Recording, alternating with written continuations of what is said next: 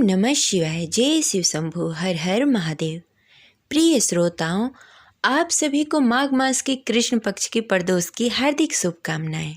आप सभी पर भगवान भोलेनाथ और माता पार्वती की कृपा सदा सर्वदा बनी रहे। आज माघ मास के कृष्ण पक्ष की प्रदोष व्रत है। अब प्रदोष व्रत के दिन भगवान भोलेनाथ की पूजा आराधना करने का विशेष महत्व होता है। आज का दिन भगवान भोलेनाथ को समर्पित है। तो आइए पूरी श्रद्धा और भक्ति के साथ भगवान भोलेनाथ और माता पार्वती के श्री चरणों में नमन करते हुए सुनते हैं शुक्र प्रदोष व्रत कथा। तो प्रेम से बोलिए शिव जी माता पार्वती की जय, गौरी पुत्र गणेश की जय। जय श्री हरि। हर माह में आने वाली प्रदोष व्रत भगवान शिव की कृपा पाने के लिए सबसे बड़ा दिन होता है। शुक्रवार को पड़ने वाली व्रत को शुक्र प्रदोष कहते हैं। इस दिन किए जाने वाले व्रत से सुख, समृद्धि और सौभाग्य का वरदान मिलता है। प्रदोष व्रत की पूजा शाम के समय प्रदोष काल में की जाती है। यह प्रदोष सूर्यास्त से 45 मिनट पहले और सूर्यास्त के 45 मिनट बाद तक प्रदोष काल कहलाता है। इस शुभ मुहूर्त में भगवान भोलेनाथ की पूजा आराधना की जाती है। इस मुहूर्त में पूजा आराधना करने से भगवान भोलेनाथ अति शीघ्र प्रसन्न हो जाते हैं। आज यह प्रदोष काल का समय संध्या 5:43 से रात्रि 8:19 के बीच में आप प्रदोष काल में भगवान भोलेनाथ की पूरी श्रद्धा और भक्ति के साथ पूजा आराधना कर सकते हैं। यह अवधि 2 घंटे 36 मिनट की रहेगी। इस शुभ मुहूर्त में देवादिदेव महादेव की पूरी विधि विधान से पूजा करें। ओम नमः शिवाय मंत्र का जाप करें और व्रत कथा का पाठ करें। जब त्रयोदशी तिथि और प्रदोष काल साथ साथ होते हैं, वह समय शिव पूजा के लिए सर्वश्रेष्ठ माना जाता है। इस वजह से प्रदोष व्रत की पूजा शाम के समय प्रदोष काल में की जाती है। धार्मिक ग्रंथों के अनुसार प्रदोष व्रत करने से भगवान शिव शंकर की असीम कृपा प्राप्त हो जाती है, जिससे जीवन में किसी भी प्रकार का अभाव नहीं रह जाता।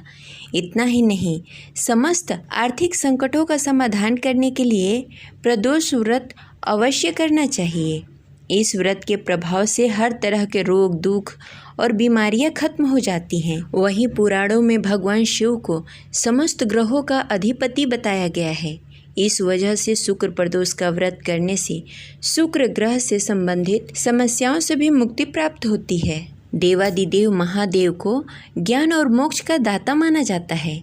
अतः अध्यात्म की राह पर चलने वाले लोगों को प्रदोष व्रत अवश्य करना चाहिए।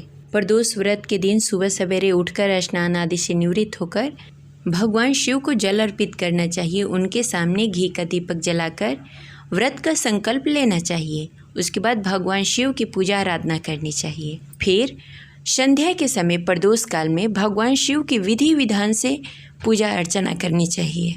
भगवान शिव को गंगा जल से अभिषेक कराकर दूध से अभिषेक कराएं। तत्पश्चात फूल, अक्षत, बेलपत्र, भांग, धतूरा अर्पित करें। इसके साथ ही मौसमी फल अर्पित करें। इसके साथ ही माता पार्वती समेत पूरे शिव परिवार की पूजा करें। पूजा के दौरान मन ही मन ओम नमः शिवाय मंत्र का जाप करते रहें। इसके साथ ही शिव चालीसा का पाठ करें और प्रदोष व्रत कथा पढ़ें या सुनें, क्योंकि प्रदोष कथा के बिना प्रदोष व्रत अधूरा माना जाता है। इसके साथ ही ओम नमः शिवाय मंत्र का जाप करें और भगवान शिव की आरती करके पूजा संपन्न करें। इस प्रकार पूजा संपन्न करने के बाद भगवान शिव से क्षमा याचना अवश्य करें। देवादिदेव महादेव बड़े ही भोले हैं। वो अपने भक्तों की श्रद्धा और भक्ति से प्रसन्न हो जाते हैं। इसलिए पूरी श्रद्धा और भक्ति के साथ भगवान शिव की पूजा करें और कथा का पाठ करें। तो चलिए पूरी श्रद्धा और भक्ति के साथ सुनते हैं शुक्र प्रदोष व्रत कथा। तो प्रेम से बोलिए शिव जी माता पार्वती की जय, गौरी पुत्र गणेश की जय। जय शिव शंभु। कथा शुरू करने से पहले कमेंट बॉक्स में लिखें जय शिव शंभु। चलिए सुनते हैं शुक्र प्रदोष व्रत कथा। शुक्र प्रदोष व्रत की कथा के अनुसार एक नगर में 3 मित्र रहते थे, राजकुमार, ब्राह्मण कुमार और धनिक कुमार। राजकुमार और ब्राह्मण कुमार दोनों विवाहित थे। कुछ समय बाद धनिक कुमार का भी विवाह हो गया, लेकिन गौना शेष था, इसलिए धनिक कुमार की पत्नी अपने मायके में थी। एक दिन तीनों मित्र स्त्री की चर्चा कर रहे थे। तभी ब्राह्मण कुमार ने स्त्रियों की प्रशंसा करते हुए कहा, नारीहीन घर भूत का डेरा, यानी कि नारियों के बिना घर भूत का डेरा होता है। धनिक कुमार ने यह सुना तो तुरंत ही अपने पत्नी को घर लाने के लिए निश्चय कर लिया। धनिक पुत्र को उसके माता पिता ने समझाया कि अभी शुक्र देवता डूबे हुए हैं, ऐसे में बहू बेटियों को उसके घर से विदा करवा कर लाना शुभ नहीं माना जाता। लेकिन धनिक कुमार ने एक नहीं सुनी और ससुराल पहुंच गया। ससुराल में जाने पर भी सभी ने धनिक कुमार को समझाने का प्रयत्न किया, परंतु वह विदा कराने की जिद पर अड़ा हुआ था।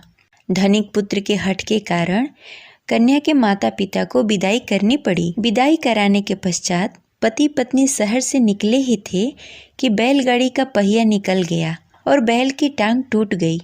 दोनों को चोट लगी, लेकिन फिर भी वह चलते रहे। अभी कुछ ही दूर पहुँचे थे कि उन्हें रास्ते में डाकू मिल गए। डाकुओं ने उनका सारा सामान लूट लिया। जैसे ही दोनों घर पहुँचे, धनिक पुत्र को सांप ने डस लिया। तुरंत ही उसके पिता ने वैद्य को बुलाया तो वैद्य ने उसे देखने के बाद वैद्य ने बताया कि उसकी 3 दिनों में मृत्यु हो जाएगी। जब धनिक पुत्र के मित्र ब्राह्मण कुमार को यह खबर मिली तो वो धनिक पुत्र के घर पहुंचा और उसके माता पिता को शुक्र प्रदोष व्रत करने के बारे में बताया और उससे कहा कि इसे पत्नी सहित वापस ससुराल भेज दो। धनिक ने ब्राह्मण कुमार की बात मानकर पत्नी सहित ससुराल चला गया। वहाँ पर उसकी हालत ठीक होती गई, यानी शुक्र प्रदोष के महात्म्य से सभी कष्ट दूर हो गए। शुक्र प्रदोष के दिन यह कथा अवश्य पढ़नी तथा सुननी चाहिए। इस दिन कथा सुनने तथा सुनाने तथा कथा समाप्ति के बाद हवन सामग्री मिलाकर 11 या 21 बार या 108 बार ओम ह्रीं क्लीं नमः शिवाय स्वाहा मंत्र से आहुति दें। उसके बाद शिव जी की आरती तथा प्रसाद वितरण करें। उसके बाद भोजन करें। कहा जाता है कि शुक्रवार को प्रदोष व्रत सौभाग्य और दाम्पत्य जीवन की सुख समृद्धि भर देता है। यही कारण है कि आज के प्रदोष का काफ़ी खास महत्व माना जाता है। शुक्रवार के दिन पड़ने वाले इस प्रदोष व्रत से सुख समृद्धि मिलती है। ये रही आज की कथा। आपको कैसी लगी कमेंट बॉक्स में ज़रूर बताएं। आशा करते हैं यह कथा आपको अच्छी लगी होगी, तो इस वीडियो को लाइक करें। अगर आप हमारे चैनल पर नए हैं तो इसे सब्सक्राइब कर लें।